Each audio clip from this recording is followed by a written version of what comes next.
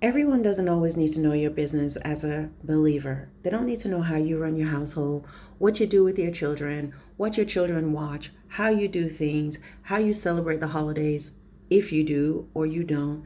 It's no one's business. You have to understand that as believers, we're at different stages in our lives, different stages, different walks, different way that God deals with us. Anything, for example, that we may need to change, certain things that you may still need to overcome, God is going to do that at His pace with you. All right? So while there may be things that you may need to change, and God does intend to change those things. And remember, God's not going to force you to change. You have to be willing to obey Him. So in your obedience to Him, your genuine obedience, not resistance, not doing what you want to do, but your genuine obedience to God, He's going to take you through that process of change at His pace and in His way.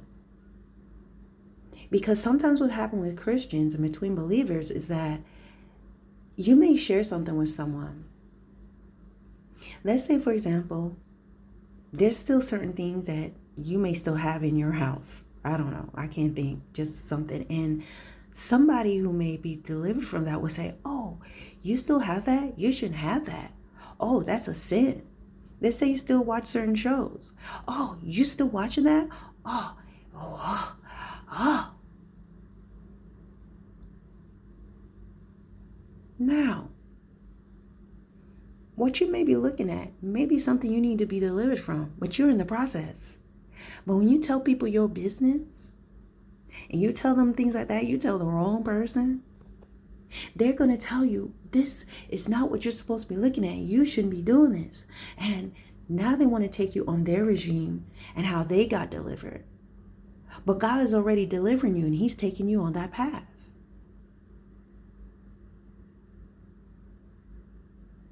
I hope you're understanding what I'm saying. I'm not telling you that you're just supposed to live and do whatever you want to do and just be as messy as you want to be. But I'm talking to believers who you are in your process and you are going through your transformation process with God. In the meantime, you are telling people your business. You're telling people how you're doing things. You're telling people, oh, I watch this, I do this, I do that.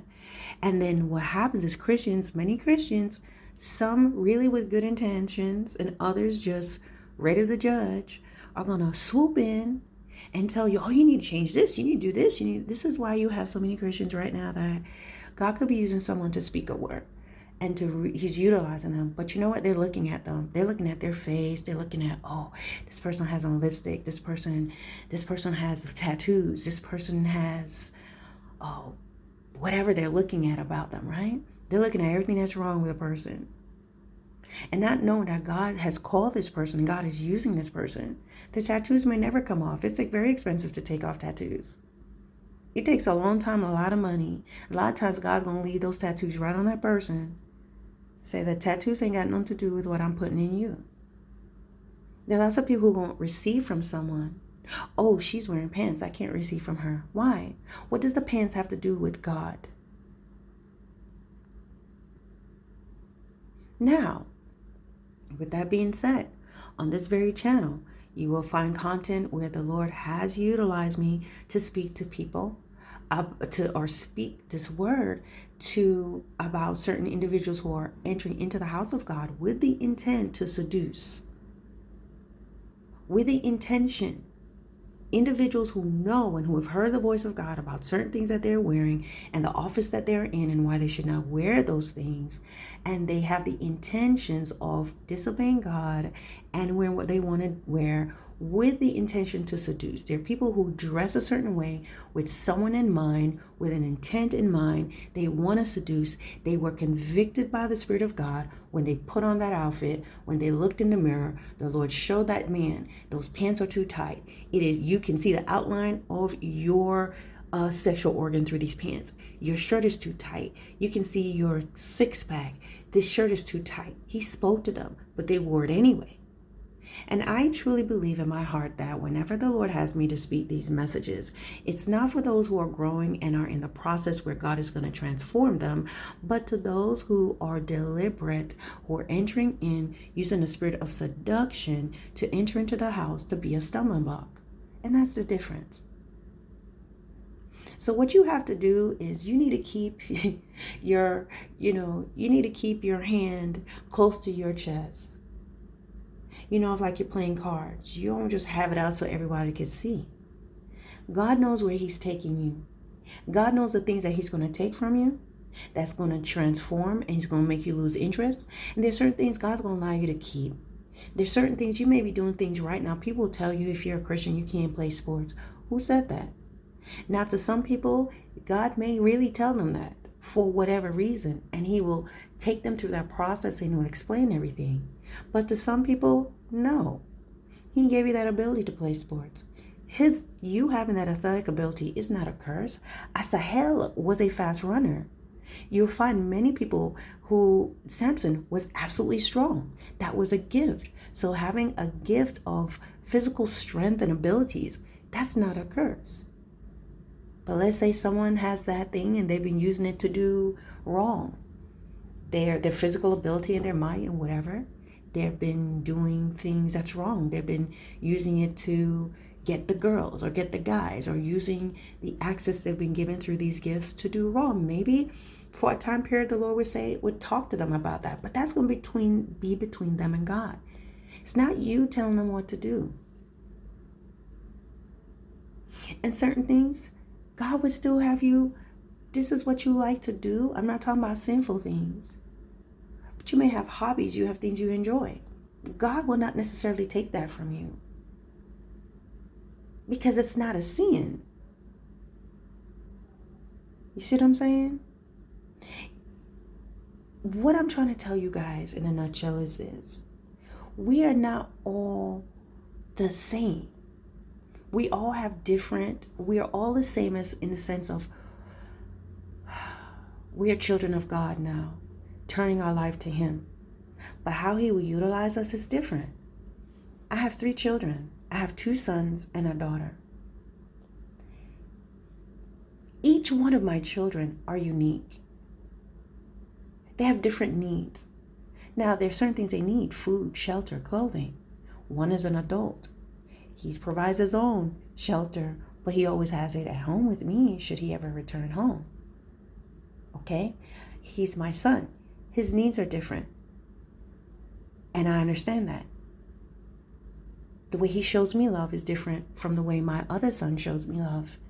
My second son, he has different needs. My daughter's different. She's very talkative. She loves to just be on me. My son, he'll show up, he'll pop up, give me a hug, may lay by me, get close to me. But they're all different in their own ways. They're unique. I can't raise them all the same. And what may work for one does not work for the other. And we are God's children, and we're made in his image and his likeness. So you have to understand that we're not sitting on this processing belt and just being stamped exactly the same. And what works for one Christian may not work for you. How God's going to change you does not mean how he changed this one doesn't mean that's how he's going to do you. What he took from that person does not mean he's going to take that from you too. What he'll allow you to keep and the things you're able to enjoy that. But stop telling people your business, because you have some people that's just overly, they're too much. And if you're doing this, they'll be like, I don't know about that. You don't know about it because it's not for you to know it. God took that from you. He didn't take that from me. Go ask him why you can't do it. So a lot of times people be salty because they don't get to do that, or they're not getting what you have. Or they may live humble, meaning they have humble things. They may not be rich. You have riches, or you have nice things, and they'll make you think you're not supposed to have that. Who said that? God gave that to me. Your role in this life is to live, or not. It's not that being humble is a bad thing, but maybe that's your lot. You're going to live in a simple home. for this person, they're going to live in a bigger home from you. Does not make them any less of a child of God. But if we're being jealous of one another and we are looking at each other and making judgments, well, why you have that? That's why Cain killed Abel. Cain could not pay attention to what he needs to do. He was busy looking at his brother's hand. Well, how come you got that? And I believe there's nothing wrong with Cain's sacrifice itself, but it was this heart. He had bitterness, he had jealousy, he had murder was lurking. And so the Lord could not accept that because it was not being given there. He saw the murder sitting in the heart of Cain. And so he could not accept the sacrifice given in from bloody hands, soon to be. And so he gave him lessons at that moment and told him about sin, taught to him. But Cain ignored that and turned around and played nice with his brother, was able to lead his brother out who trusted him to meet him somewhere, and he killed him. We all have different purposes. And if you really look and read in the Word of God, you'll see the many different ways and the different offices and positions and the walks of the disciples and the men of old. Everybody did not get the same thing. Moses was leading people, Job was leading people, and Moses was leading people, Joshua was leading individuals, Samson, he had something different that he was doing. Deborah, she had something different that she did. And here we have Joseph. Joseph, he went through some stuff. He went through some things from the beginning, but his end was where? He was in Egypt. He was second in command from the Pharaoh. I know a lot of Christians today would have been rising up against Joseph. You living in her. You're not of God. You're demonic. Oh, you're wearing Egyptian clothes. Just totally nonsense, right? They're not getting it. They didn't realize God had placed them there. They didn't realize, yes, he's in Egyptian regalia. I'm sure his hair must have been cut short, which normally I don't believe the men of Israel did that. Their hair was long. He couldn't have had a beard. They shaved that off too. Oh, y'all would have went, some Christians today would have went straight cray-cray on that. But that was God. That was where he put him. And Joseph asked his father to take his bones with him. Before, when they were leaving, he was able to see. You see, Joseph was a dreamer. He saw the future. And Joseph apparently saw that they were going to be leaving Israel. They were going to be leaving Egypt. So he said, when you leave, take my bones with you and bury them with my father. You see that? Even in living in the Egyptian household, wearing Egyptian regalia, he probably had that makeup on his eyes too. He had an Egyptian wife. He had children with her. God placed him there and he was being used for a reason and a purpose. And the power of God was still working within him because he was able to see not only what was going to come that helped the Egyptians during the famine, but he also saw the exodus in which he asked that his bones will be taken. So we have to be very careful. And sometimes as believers, stop telling people all your stuff. I'm sorry about this ruffling here. Some things are just between you and God. The little things that God have you enjoy with your family, yourself. You don't need to tell everybody that. Have fun. Go do what you need to do. Everything that come on my channel does not apply to you. Everything that you see people talking about, oh, should you watch this? Could you do that? Is this okay? Don't let people tell you those things. Let God show you. You'll see what you're not supposed to be watching no more. And certain things, God does not have a problem with it. I'm trying to tell you that a lot of the things, this is something that was revealed to me. I can't tell you specifically because God revealed those things to me. But the Lord showed me that a lot of things that people make a big deal out of and they are preaching and teaching on, that's nothing more than their own personal convictions and belief, or maybe things God has told them they can't do anymore, and then they tell everybody else. Sometimes Christians need to know what's for you in your house, because not everything is. And certain things, God will let you still enjoy them and still do these things. There'll be Christians that will tell you if you go to Disneyland and you go to Disney World, it's demonic. There were people that would tell you, well, if you go here, this is demonic. Oh, if your kids are playing video games, that's demonic. They'll tell you a lot of things. They'll tell you about certain holidays and all this is this and this and this.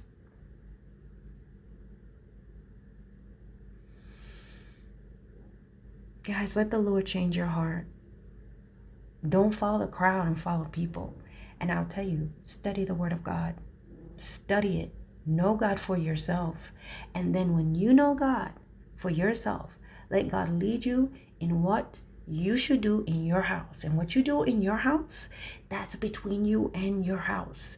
Don't go out there telling people your business, because sometimes people will get you in this place where you have thrown everything out and all you have left is a box of Lipton tea.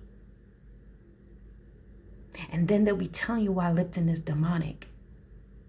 But I always tell people, you better realize half the things you put on and half the things you end up wearing and things that you're using, who made the pencils, who made the books, who made this, who made that, who made that sweater, what are they doing with the proceeds, what are they doing behind closed doors, what shoes are you wearing, what's your favorite thing that you like to do, who made that, where did it come from, where did this tea come from, what's the farm, what's the background, what's this person, who do they believe in? A lot of tea and stuff that you're making, it comes from overseas somewhere, from Asia. And not all of them, most of them in Asia, they're not worshiping Jesus or God. There's some, but not all. So what are you going to do? You're going to say, oh, I'm not going to get this because they have a statue of Buddha and at the door of where they work, and they manufactured the tea, and they had a god there. And if you got some from India, oh, they had the Indian gods, the deities there. So I can't wear the scarf because it came from them. And when I bought it, now I'm going to give them money so they can put more fruits in front of their gods. You will be living in, you're going to have to go live in a cave somewhere and raise your own food. But then you got to think, where did the seeds come from? Because you got to go buy it from somewhere. Don't live this crazy paranoid life. Those things don't matter to God. Everything belongs to Him. There's specific things that He will convict you of and you need to change it. And certain things He'll let you keep it because it does not matter. Obviously, He's not going to let you keep a Ouija board. Obviously. But you'll be surprised that sometimes as you're getting to know the Lord, He did not have you throw that out first. As you know Him and He transforms your heart, your eyes become open up. You begin to look around your house. You begin to see the little things that you have that's not right. Because as your heart changes, your eyes will be open. You'll suddenly really hear what you're listening to. And you go, oh, no, I can't listen to this anymore. Suddenly your eyes will be open to the things you have in your house, the books, the materials you have. And you'll just know to toss it. And you will feel nothing about it. I've always been a movie person. I love movies. And the Lord transformed me, right? It took a while. He transformed me. And as He transformed me, I realized something, that God did not have me just dumping things out immediately. As I got to know Him in the Word and in prayer and crying and the stripping away, He began to just show me things. One day I just went in my closet and I was able to see everything that needed to go. So anyway, getting back to movies, right? I love movies. And I had, back in the days we were buying DVDs before they came out with the electronic movies and stuff, digital. So I had like thousands of movies. And I'm talking about like my favorites, right? Like The Godfather, Belly. I had City of the Gods. I had all the Kings and Queens of Comedy videos. I had just any movie you can think of. I had it. And one day the Lord told me about these movies and like these things. Because what would happen is sometimes I'll be like, oh, let me try to watch, I'll go watch my movies, right? But I put them in, I'm suddenly realize how much profanity is in this. I'd never noticed it before. And when God changes you, you're like, man, I'm like, oh, let me watch this. Watch it. Man, I didn't realize how much violence and sex was in this. All right. I was very uncomfortable. I took it out. So eventually the Lord spoke to me about these movies, and everything in me was like, yo, I do not want to get rid of my movies. I started to feel so sad about it. But inside of me, I knew. Because I recall the times I would be like, I'm trying to watch my movies and I'm realizing, whoa, I didn't notice that before. It's amazing that when you don't know, when you're not a Christian or you have sin, how you watch things and you're completely affected. And that's because you're separated from God. You're numb.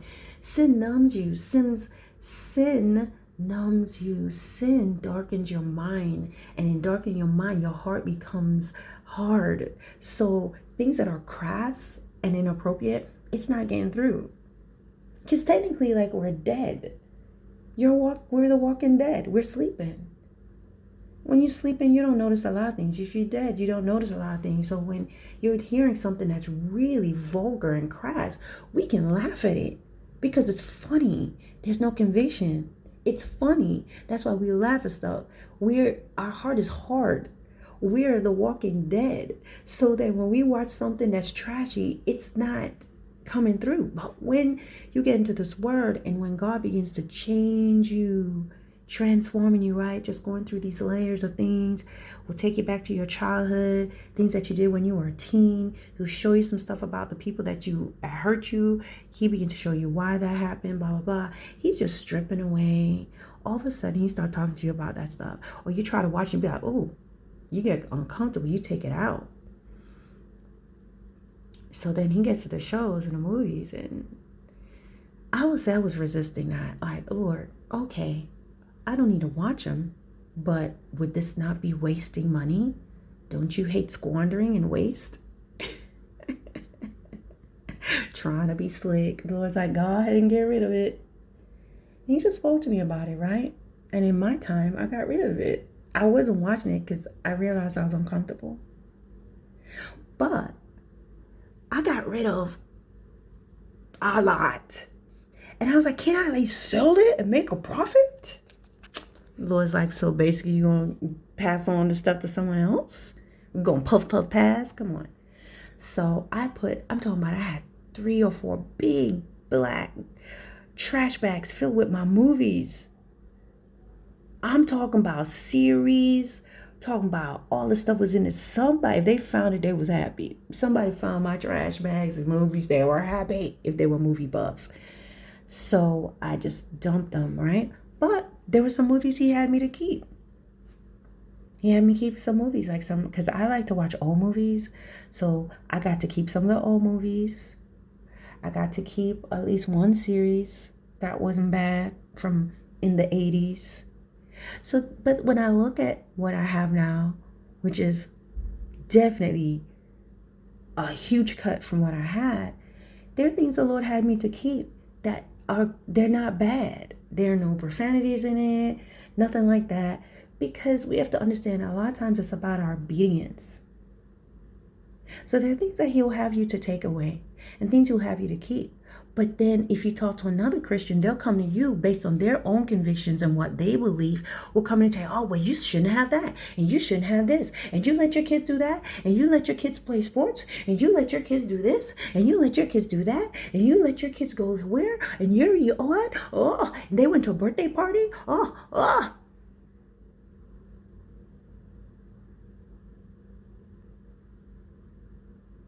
You had a birthday party at where? You went to the main event and you had a birthday party and you guys went bowling? You went bowling with the sinners? You played laser tags? Oh, meaning you actually had a gun, a toy gun and laser tags? Oh, I don't know. You went in there, they had alcohol at the main event? You mean they had a bar, but you guys were in the kids section, but there was still a bar there?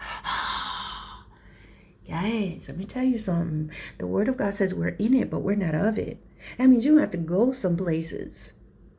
You can't escape it. And sometimes people are overly over the top with things because they're still weak in that area. So what the word of God says, if you eating meat offends your brother, don't sit there and eat in front of your brother eating the meat. Eat it at home. Have your faith at home. That's exactly what it says. If you drink and it offends your brother, don't drink in front of your brother then. Drink at your house. Now, we do know what the word of God says. You're at home drinking, getting belligerent, turning up by yourself, and you need that drink to function, you got a problem.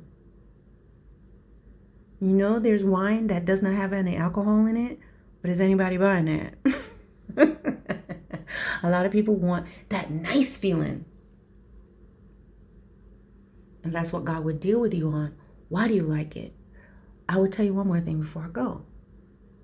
I don't drink wine anymore. But that's not a decree that God has told me to go and tell people that you can't drink wine anymore. He told me that. And he told me exactly why. Now, I felt that I was different. I'm not drinking heavy stuff, Lord. I'm not doing rum and coke. I'm doing wine that you made.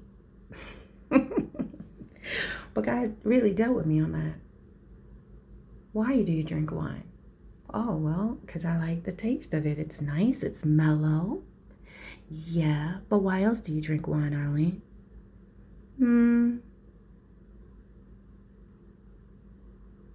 I like the way I feel. Okay, let's explore why you feel that way. What are you feeling? And so God took me through all of that. I like how I feel. Let's talk about that feeling. And he took me deeper into that feeling and where it comes from and why he took the wine. Because it wasn't the wine, it was why I wanted it. When did you drink the wine? When do you find wine became more of something that you want? At what point did you want it, like after work every day? Like, we explored that. We took this journey together. And when we did that, and he showed me, okay, this is why I'm taking it. But there are other reasons why he told me. And he told me simply because the office in which he's going to use me in the area of prophecy and things of that nature, and the things that he has me to do, you will not be able to have any wine. But God did not tell me to go tell everybody else not to drink wine.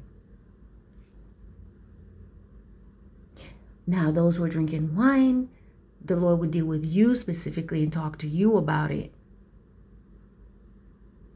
Okay, is it just wine? Oh, so then you shouldn't mind buying non-alcoholic wine, where it's wine that has 0 alcohol in it. You're just getting the fruits, because that's what my wine is made from. Would that be okay? Some people, they may get it, oh, I didn't like it. Well, God may say, why didn't you like it? He may explore that with you. Because you want the buzz. So let's talk about why you want that buzz. Where does that need for the buzz come from? What do you like about it? It's really no different than someone smoking some weed. You know that, right? People want that high, that feeling, that nice feeling. What part of the brain is being affected by that? What part of the brain becomes cloudy and why? Why do you want that part to be cloudy? Why do you not want to feel? Why do you want to escape? What are you escaping? This is how God will talk to you. When you really get close to him. You see what I'm saying? So when it comes to the things that you need to change in your life and the things that you keep, you don't need to go explain to people. You don't need to be going to ask your pastor, can I do this? Should I do this? Your pastor should just be preaching. And whatever he preach, you listen to and you take it and you go before your God. And what you do in your house, you do in your house.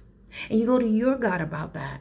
Some things your pastor may say, it could be true. It can help you. It should confirm. But you don't need this person to be telling you what to do in your own house. And then a bunch of Christians with their eyes fully dilated telling you, oh, take this out. Where are you going to live? Where are you going to go? You be in a box somewhere. You be in a box just with nothing.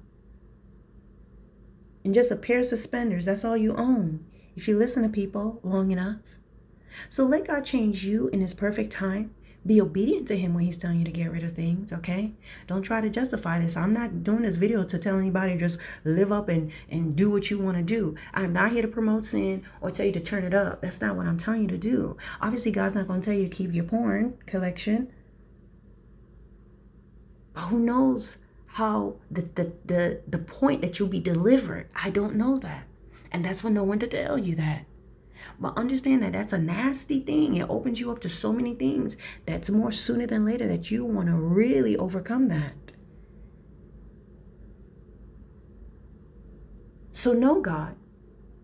Understand your race and your walk with him is unique. You can't be looking at other people and trying to emulate that, and should not be have people telling you when you're supposed to be changing anything.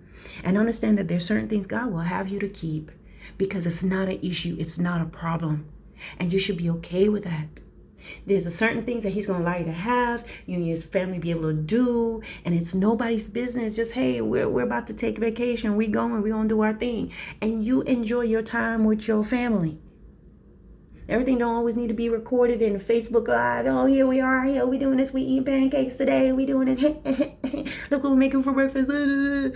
Like, when did this? We don't need to know everything. Some things okay, but not everything. Why we gotta know you just woke up? Go turn off the camera and finish up. You know what I'm saying? But with that said, guys, I hope this video makes sense. Stop being in bondage. The Lord has set us free. Who the Son sets free is free indeed. And he is going to change you in his perfect timing. You must be willing, of course. But what you do and what you keep and what you get to enjoy and what you get to do, that's on you. You like to do your mani-pedi, go do it. It's nobody's business. It's nobody's business. Stop telling your business. That's your problem. Some Christians talk too much. You tell too much. You think that you have to tell everybody everything. You think you have to tell them, oh, I like to play video games. Then someone come in, oh Lord, what kind of video game? Oh Lord. No, let God deal with you, because he'll take you through your collection and be like, no, you need to get rid of that. Or sometimes you're not even playing anything bad, but you say, hey, you're playing this for hours. You gotta scale back. He'll deal with you. He is our God. He is our Father. Let him deal with you. The joy of our salvation, the journey of our salvation, it is not a burden. It can feel that way when certain things you don't want to do. But overall, guys, the Lord knows you individually. So when you listen to a message, whether you listen to it on this channel or someone else or another channel or at a church or whatever it may be, you take that and you go before God and you see what applies to you. When? Because everything is not for now. It's not for this moment. God is taking you on a walk. And he knows when you're going to let go of certain things. He knows when you're going to be set free from certain things. As long as you're in his presence and in the word and seeking him, he is going to set you free. And the way you're going to get set free from them big things, he's going to be telling you about little things that you need to do. Get up and go to work on time. Don't you line that timesheet. Put the carrots back where you got it from. You're at the store, you picked up carrots, you change your mind. Now you buy the towels, you want to put the carrots by the towel. You hear the conviction of the Lord. Put it back. Put the cart back where you got it. It's going to be the little things he's going to start you with. And as you do that, you're going to find yourself being able to overcome big things. You can't overcome your big struggles if you don't listen to God and put the tomatoes back and not leave them by the Pepsi. You see what I'm saying? So allow that process, and you're going to see the beautiful transformation. And also you're going to see how God, he's not concerned about half the things that people are trying to make you be just focused on. But he does not like sin. He does not like sin, and he does not like mess. So let's be clear about that. All right, guys, God bless.